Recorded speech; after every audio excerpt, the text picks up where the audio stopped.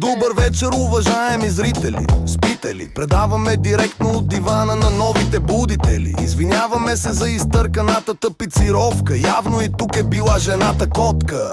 Нека да попитаме любезно водещия: за оставката пак ли е виновна Македония? Или и на тебе, както и на дебелия? Бойко ви го тури през гащите целия.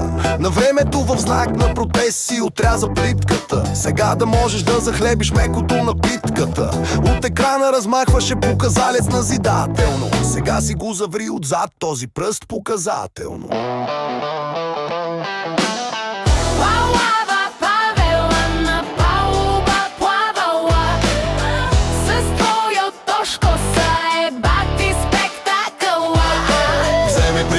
В Левски гъст сценаристите, че не ви останаха хора за пълнеж на листите.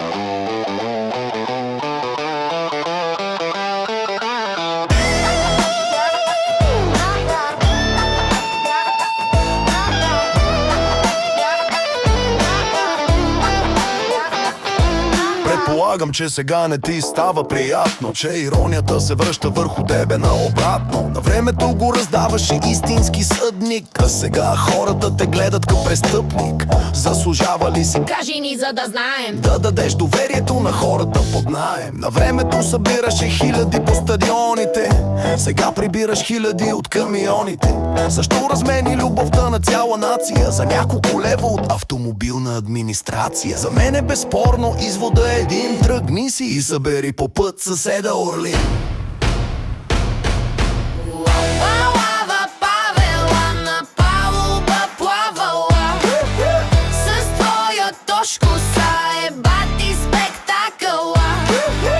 Прибери в Левски гъст сценаристите, че не ви останаха хора за пълнеж на листите.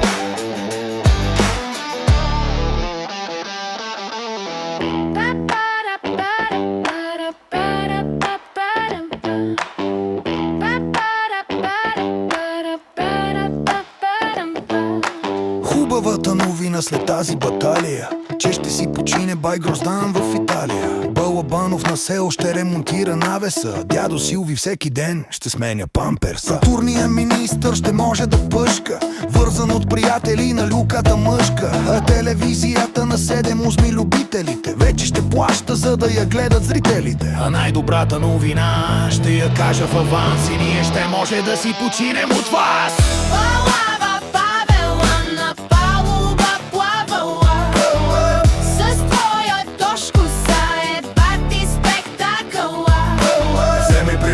В Левски гъст сценаристите, че не ви останаха хора за пълнеж на листите.